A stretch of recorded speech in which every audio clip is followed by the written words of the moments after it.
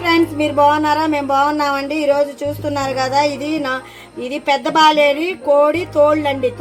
ఇవి వచ్చేసి ఇట్లతో నేను గోంగూర వేసి ఫ్రై చేయబోతున్నానండి. చాలా టేస్టీగా ఉంటుంది, వెరైటీగా చాలా బాగుంటుందండి. ఇదిగోండి, నేను వచ్చేసి 1/2 కేజీ తోళ్ళు తీసుకున్నానండి. పెద్ద బాలేరి కోడి తోళ్ళు కాల్చిందండి. ఇది కాల్చింది దగ్గపడుతుంది కదా. మన పసుపు వేసి శుభ్రంగా ఇది మొత్తం క్లీన్ చేసుకోవాలండి. శుభ్రంగా మనం కొంచెం వాటర్లో కడుక్కొని గోంగూర వేసి చేసుకుంటే సూపర్గా ఉంటుందండి. చేసే విధానం చూపిస్తాం. కడుక్కొని ఈ కళాయిలోకి వేసుకోవాలండి. ఇదిగోండి, పెద్ద కళాయి అండి. ఈ కళాయిలోకి వేసుకోవాలి బాగా. చూడకండి, పొయ్యి మీద పెట్టుకొని మనం బాండీలు వేసుకున్నాగా, బాండీలు వేసుకొని పొయ్యి మీద పెట్టుకొని దీంట్లో కొవ్వు ఉంటుందండి. ఈ కొవ్వు అంతా కరిగిపోవాలి బాగా. ఇట్లా వేయించుకోవాలి బాగా. లేకుండా మనం వేయించుకుంటున్నాం కదా. ఇప్పుడు మొత్తం కొవ్వంతా కరిగాక ఇదిగోండి, ఈ జగ్గుతో నేను ఒక జగ్గు వాటర్ పోస్తున్నానండి. వాటర్ పోసి ఒక స్పూను ఉప్పు వేసుకోవాలి. ఇదిగోండి, ఒక స్పూను ఉప్పు వేసుకొని ఈ వాటర్లో బాగా ఉడకనివ్వాలండి. ఒక 15 నిమిషాల పాటు మనం ఉడకనిచ్చుకుందాం. మనకి ఉడికేలకే కొంచెం కూడా కాలేదండి. తోళ్ళండి ఇవి. తోళ్ళు తెలుసు కదా, ఈ తోళ్ళు కొంచెం ఉడికేలకో కొద్దిగా కూడా కాలేదండి. 3 టమాటాలు, 2 ఉల్లిగడ్డలు, ఒక 2 పచ్చిమిరకాయలండి మొత్తం వేసుకొని దీంట్లోకి బాగా ఉడకబెట్టుకోవాలి. టమాటాలు, పచ్చిమిరకాయలు అన్నీ మగ్గిపోయినాయిగా. ఇప్పుడు ఆయిల్ పోసుకోవాలండి. 2 గంటలు ఆయిల్ పట్టిద్దండి. 2 గంటలు ఆయిల్ పోసుకోవాలి. మనకి టమాటాలు అన్ని ఉల్లిపాయలు దగ్గరకు వచ్చినాయి కండి. ఇట్లా బాగా వేగాలి. వేగితే ముక్క మనకి బాగా మెత్తగా ఉంటుందండి. ఇప్పుడు అల్లం వెల్లుల్లి పేస్ట్ అండి, ధనియాల పొడి 2 స్పూన్లు అండి,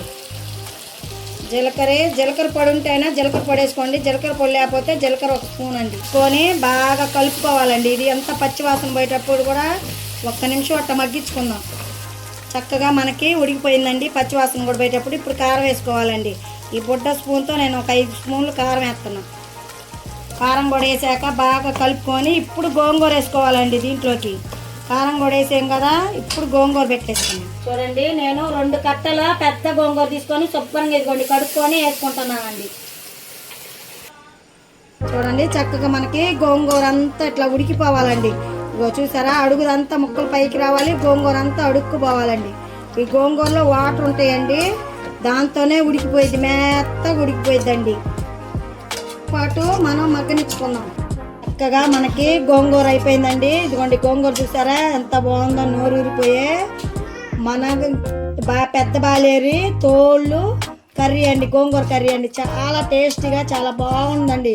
చూస్తున్నారా అంత చక్క నోరు ఊరిపోయింది. 1 నిమిషం మగ్గించుకొని ఈ నీరు ఉంది చూసా సైడ్న, ఈ సైడ్ నీరు అంతా పోయి ఆయిల్ పైకి వస్తే మనకి ఇంక అయిపోయినట్టే. చూడండి, చక్కగా మనకి ఇదిగోండి ఆయిల్ అంతా ఇలా పైకి రావాలండి. ఇలా ఇప్పుడు పైకి వచ్చిందిగా, ఇంక అయిపోయిందండి. గ్యాస్ కట్టుకొని దించుకోవడమేనండి. చూడండి, కట్టేసుకొని దించుకొని వేడి అన్నంలో పలావులో కానీ దేనికైనా కాంబినేషన్ సూపర్గా ఉంటుందండి. చాలా టేస్ట్ ఉంటుందండి. కోడి తోడు గోంగూర కర్రీ సూపర్ కాంబినేషన్ అండి. Bye friends. ఇంకా చూడండి, చక్కగా మనకి ఇదిగోండి ఆయిల్ అంతా ఇలా పైకి రావాలండి.